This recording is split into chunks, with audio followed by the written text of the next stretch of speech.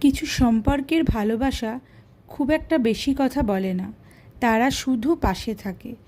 আজ একটা ছোট্ট গল্প বলি। একটা মেয়ে ছিল, ছোট্টবেলা থেকে সে বাবার খুব কাছের।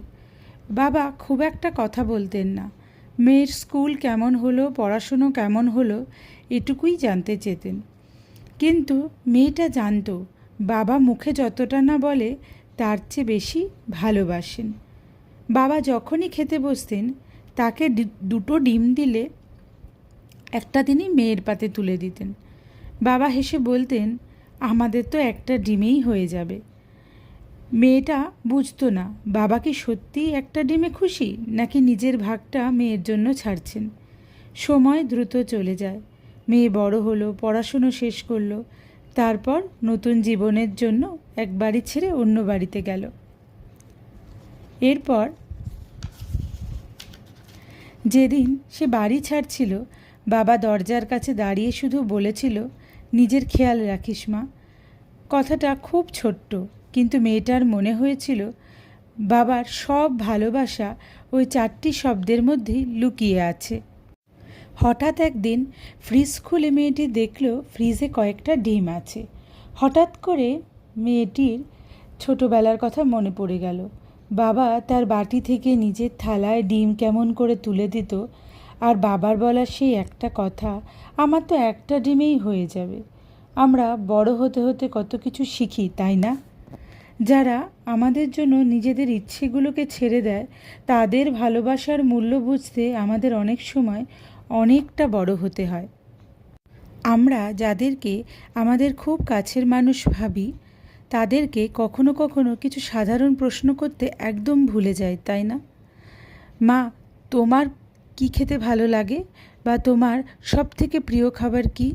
বাবা, তোমার কোন খাবারটা খেতে সবথেকে বেশি ভালো লাগে? এই কথাগুলো আমরা জিজ্ঞেস করতে কিন্তু ভুলে যাই।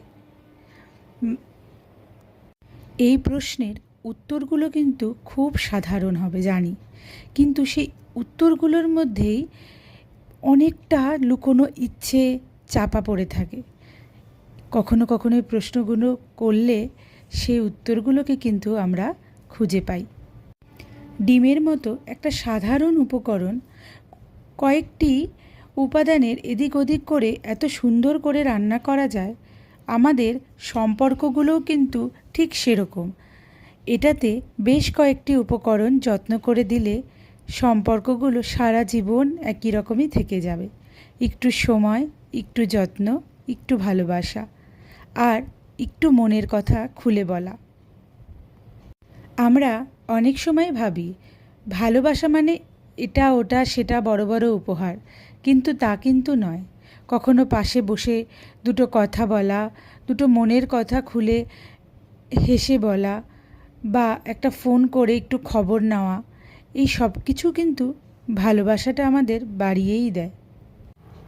আর সেই ভালোবাসার মানুষগুলোকে আমরা যেন ব্যস্ততার মধ্যে হারিয়ে না ফেলি। কারণ জীবনটা না খুব অদ্ভুত। আজ যে মানুষটা আমার জন্য অপেক্ষা করছে, কাল হয়তো সে আর থাকবে না। তাই যতদিন আছে সময় দিন, একসঙ্গে খাওয়া হোক, গল্প হোক, হাসি হোক। কারণ শেষ জীবনে বড় বড় উপহার নয়, ছোট ছোট মুহূর্তগুলোই আমাদের কাছে স্মৃতি হয়ে থেকে যায়। আর আজকের রান্নাটাও কিন্তু আমার একদম রেডি। নরম ডিম, মাখা মাখা মালাইকারি আর সুন্দর সুগন্ধ গরম ভাতের সাথে কিন্তু একদম জমে যাবে। কি তাই তো?